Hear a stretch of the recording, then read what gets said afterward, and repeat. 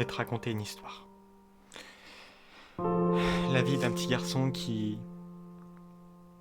pensait juste être aimé, qui voulait juste qu'on lui donne de l'affection,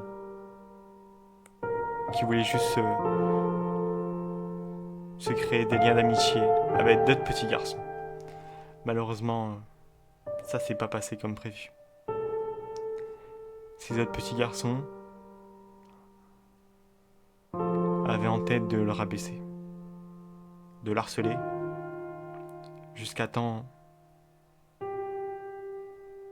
qu'il en finisse. Mais il était fort. Même s'il ne le faisait pas montrer, il était fort. Il prenait sur lui tous les jours. Il disait à personne. Il n'en a jamais parlé jusqu'à là. Personne n'est au courant. Parce que pour lui, c'était une honte. Une honte de se faire dominer par d'autres enfants.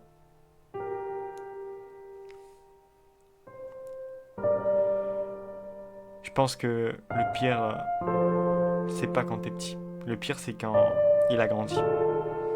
Quand on est arrivé en primaire, collège, où l'harcèlement s'est intensifié. Où on a commencé à le frapper. Où on a commencé à le rabaisser devant tout le monde dans la classe. Avec les profs qui disaient rien. Et qui acceptaient ce genre de comportement. Pendant des années. Il se réveillait chaque matin avec la boule au ventre d'aller étudier, travailler et apprendre un métier qu'il voulait faire. Chaque matin, il se demandait ce qui pouvait lui arriver aujourd'hui. Et chaque jour, c'était différent. Chaque jour, ses harceleurs avaient un plan différent pour le faire culpabiliser et rabaisser, jusqu'à temps qu'il en finisse. Mais il était toujours fort, et pourtant il parlait à personne.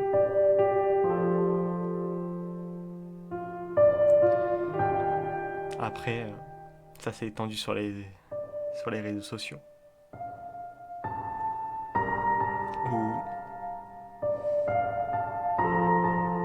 il l'insultait, il mettait des photos de lui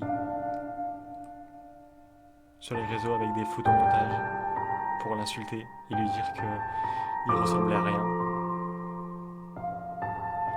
Mais là aussi, il a rien dit.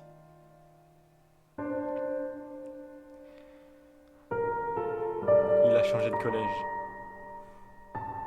pour aller mieux.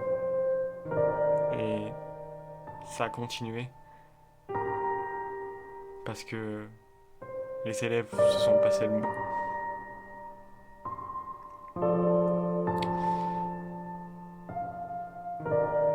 C'est là qu'il a décidé de tout arrêter, de tout quitter. Et de ne pas apprendre le métier de ses rêves.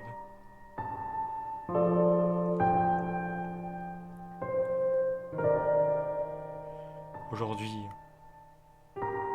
il veut juste être aimé. Et pourtant, c'est bien plus compliqué.